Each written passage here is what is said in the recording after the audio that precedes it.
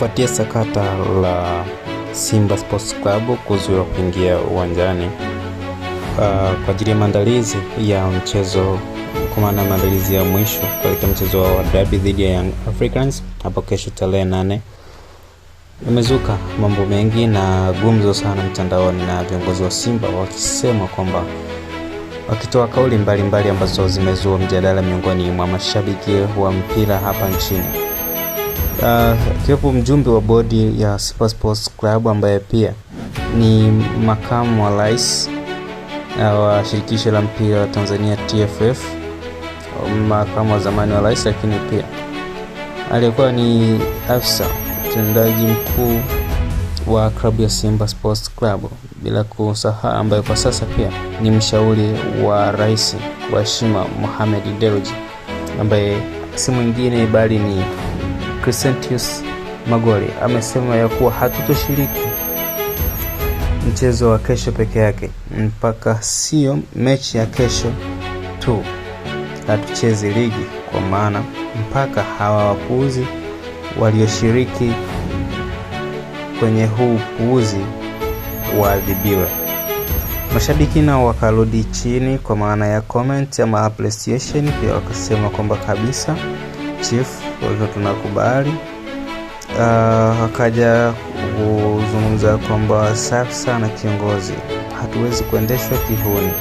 Yote ni kufuatia zile dhuluma ambazo zilikuwa zikifanywa na baadhi ya viongozi katika tasnia ya soka la mpira wa miguu hapa nchini, na sheria mbalimbali zikivunjwa bila kuchukuliwa taratibu zozote zile wala sheria zozote zile.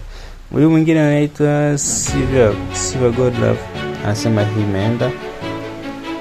Anasema asante sana kwa sababu umesema wewe nani mimi ni nani nipinge. Na yeye anasema asante sana viongozi wetu mpaka kieleweke. Lakini pia licha ya yote ameandika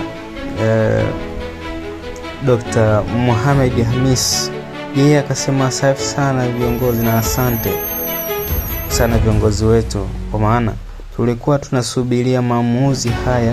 Hongereni sana kwa maamuzi sahihi. Sasa tusubiri mamlaka zitende haki juu ya wahusika wote wa tukio hili la hovyo ambalo sio la kiungwana. Mambo mengi na wengi sana wamezungumza, akiongezea kusema kwamba uvumilivu wa kufanywa dhuluma huwa una mwisho wake. Huyo ni Dr. Mo ameandika. Sasa je, taharuki na maswali mengi yanaibuka na kujiuliza ya kwamba nini kinachofuata ikiwa Simba Sports Club hawato shiriki ligi kiujumla mpaka pale aliyefanya ama klabu ilihusika na dhuluma hizi ambazo zimetokea leo ya klabu ya Simba Sports Club kuzuiwa kuingia uwanjani kwa ajili ya kufanya mazoezi yao ya mwisho, mpaka atakapoadhibiwa au mpaka pale atakapowajibishwa kisheria kulingana na kanuni namba 17 na ya kifungu kidogo cha 45, kama inavyoeleza ya kwamba klabu mgeni lazima ipate nafasi walau hata mara moja kabla ya siku ya mchezo kufanya mazoezi katika uwanja wa mchezo.